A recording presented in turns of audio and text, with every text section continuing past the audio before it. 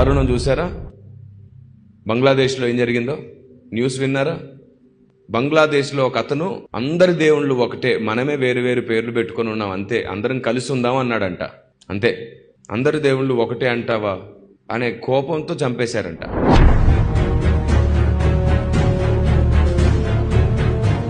కొందరు అంటున్నారు ఏమిటంటే అతడు మహమ్మద్ గారిని దూషించాడు అందుకే చంపేస్తున్నారు అని అన్నారు. ఇప్పుడు అందరూ దేవుళ్ళు ఒకటే, మనం వేరు వేరు పేర్లు పెట్టుకున్నాం అన్నంత మాత్రాన్ని చంపరు.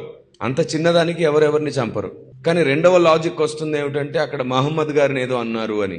ఒకవేళ అన్నా సరే మాటతో అతని ఆలోచన మార్చడానికి ఆధారాలతో ప్రస్తావించాలి, కానీ మనిషిని చంపేస్తేలాగా దారుణంగా చంపారు, చాలా దారుణంగా చంపారు. ఒకవేళ కేవలం ఆ మొదటి మాట కోసమే చంపుంటే అందరూ ఒక్కటే, మనం అందరం ఒక్కటే, వేరు వేరు పేరు పెట్టుకున్నాం అంతే అన్నదానికే చంపింది నిజమైతే, అంతకంటే భయంకరమైన కిరాతకమైన మనుషులు ఇంకొకరు ఉండరు భూమి మీద. ఈరోజు అక్కడ ఒక హైందవుణ్ణి చంపినందుకు చాలా బాధగా ఉంది, నాకు కూడా చింతిస్తున్నాను. అలా జరగకూడదు. ఏ మతస్థునైనా ఎవరేం చేయకూడదు, అందరూ ఆలోచన జ్ఞానం పంచుకోవాలి.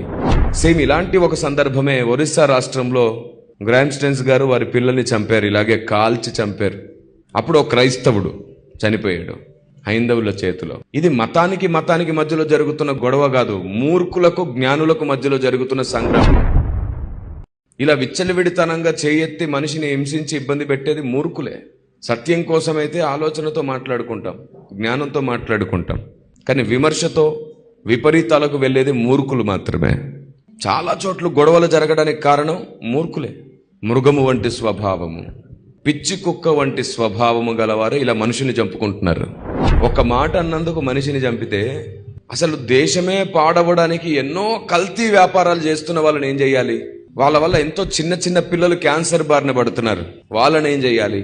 అంతెందుకు, రాష్ట్ర దేశ ప్రభుత్వాలే మందును దేశంలో సరఫరా చేస్తున్నారు. దానివల్ల ఎంతమంది వీళ్ళు మందును సరఫరా చేసి ఇంటికి వెళ్ళి తాగండి అని చెప్తారు, తాగి రోడ్డు మీదే చాలా మంది వాహనాలు నడిపి చంపేస్తున్నారు.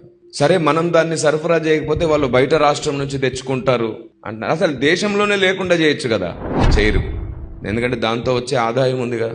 చాలా మంది సెలబ్రిటీస్, సినిమా హీరోలు, హీరోయిన్లు వాళ్ళకు వచ్చే డబ్బుతో ప్రశాంతంగా